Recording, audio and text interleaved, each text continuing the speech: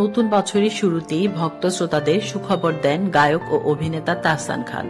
জানিয়েছেন বিয়ের খবর। গেল 6 জানুয়ারি মেকআপ আর্টিস্ট রোজা আহমেদকে বিয়ে করেন তিনি।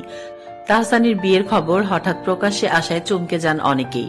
সম্প্রতি গণমাধ্যমে দেওয়া এক সাক্ষাৎকারে বিয়ে ও স্ত্রী প্রসঙ্গে কথা বলেছেন তাহসান। জানান দুই পরিবারের সম্মতিতেই ছিল তাদের বিয়ের আয়োজন। গায়কের ভাষ্য, বিয়ে জীবনেরই একটি অংশ। আমার ব্যক্তিগত জীবনের খুবই গুরুত্বপূর্ণ বিষয়, ভালো লাগার মতোই একটি কাজ। এছাড়া রোজার সঙ্গে আমার পরিচয় ছিল আগে থেকেই। সেখান থেকে দুই পরিবারের সম্মতিতেই বিয়ে হয়।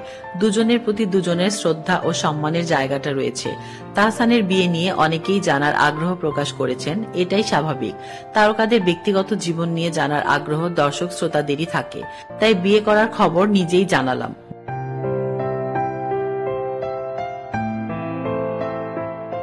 তাহসানের বিয়ের খবর প্রকাশ্যে আসার পর একদল মেতে উঠেছিলেন সমালোচনায়। তাদের প্রসঙ্গে তাহসান বলেন, আমাদের দেশে রসবোধের গ্রহণযোগ্যতার বিষয়টি একটু ভিন্ন। আমরা সবকিছুতেই রসবোধটা আনতে পারি না, আবার সবার কাছে ঠিকভাবে পৌঁছায়ও না। তাই এর উত্তর যেভাবে দিলে একটু মজা লাগতো সেভাবে হয়তো দিতে পারছি না। আমার কাছে মনে হয় জাতিগতভাবে আমরা একটু বেশি জাজমেন্টাল। সব বিষয়ে ও সবার বিষয়ে আমরা চুলচেরা বিশ্লেষণ করি। কিছু মানুষ থাকেন যারা অন্যদের নিয়েই বেশি ব্যস্ত থাকেন, এটা উচিত নয়। এসব বিষয় মাথায় রাখলে এগিয়ে যাওয়া কঠিন, তাই খুব বেশি ভাবছি না।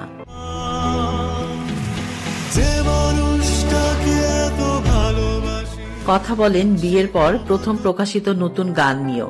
তাহসানের কথায়, এটি চলতি বছরে আমার প্রথম গান। এ গানের কনসেপ্ট এরকম যে ভালোবাসার মানুষ ঘরের ছিল, কিন্তু এমন কিছু হয়েছে যা তাদের মধ্যে দূরত্ব সৃষ্টি করেছে। দূরত্ব তৈরি হলেও একে অপরকে অবহেলা করছে না, হয়তো এক ঘরে আর নেই। গানের শিরোনাম একা ঘর আমার। এতে আমার সঙ্গে গিয়েছেন সিথি সাহা। গানটি নিয়ে আমার প্রত্যাশা অনেক, সাড়া পাচ্ছি, তবে কয়েকদিন হলো প্রকাশ হয়েছে, তাই এখনই বিচার করা যাবে না। বিশ্বাস করি আমার এই গানটি বেঁচে থাকবে। এটা হয়তো বাংলাদেশ জুড়ে তোলপাড় করবে না, তবে বেঁচে থাকবে।